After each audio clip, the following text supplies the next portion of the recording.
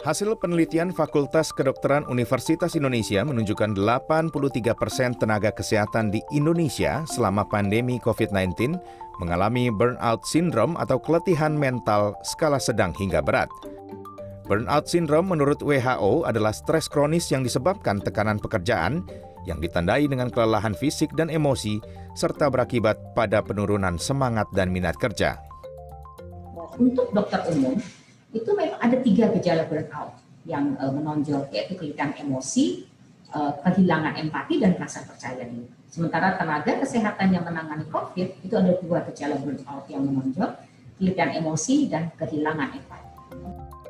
Fenomena burnout atau keletihan mental dalam penanganan COVID-19 juga dialami oleh relawan tenaga kesehatan di Rumah Sakit Darurat COVID-19 Wisma Atlet.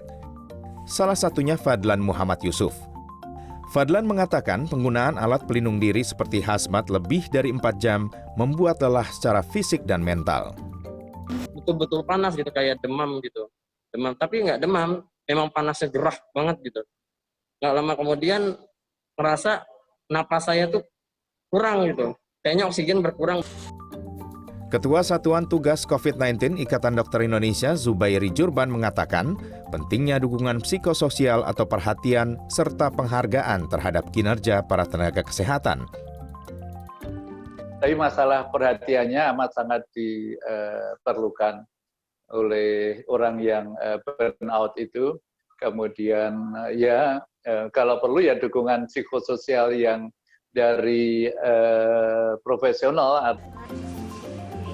Sementara itu, 13 perawat yang bekerja di ruang karantina COVID-19 Rumah Sakit Regional Sulawesi Barat di Mamuju Minggu siang kebingungan karena diminta keluar hotel yang selama ini mereka tempati sejak 5 bulan bertugas di ruang karantina COVID-19.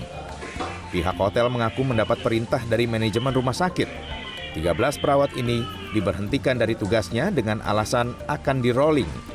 Selain diberhentikan, ke-13 perawat ini juga belum mendapat insentif selama 3 bulan dari 5 bulan bertugas sebagai tenaga medis khusus COVID-19.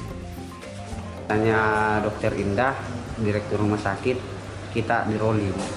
Tapi entahlah apakah di rolling setelah itu kami masuk lagi atau kami betul-betul diberhentikan. Direktur Rumah Sakit Regional Sulbar membantah melakukan pemberhentian.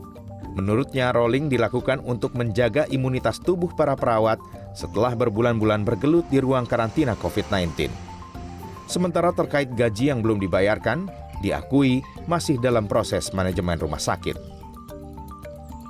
Jadi itu bukan pemberhentian, itu istilahnya rolling ya. Jadi memang ini tidak tiba-tiba ya, karena memang itu idealnya setiap bulan. Kenapa seperti itu? Karena untuk tetap menjaga imunitas daripada para tenaga kesehatan. Gaji ini untuk gaji bulan 6 sementara berproses untuk LPJ-nya, kemudian untuk gaji bulan 7, bulan 8 itu juga sementara kita dorong di BTT Tahti.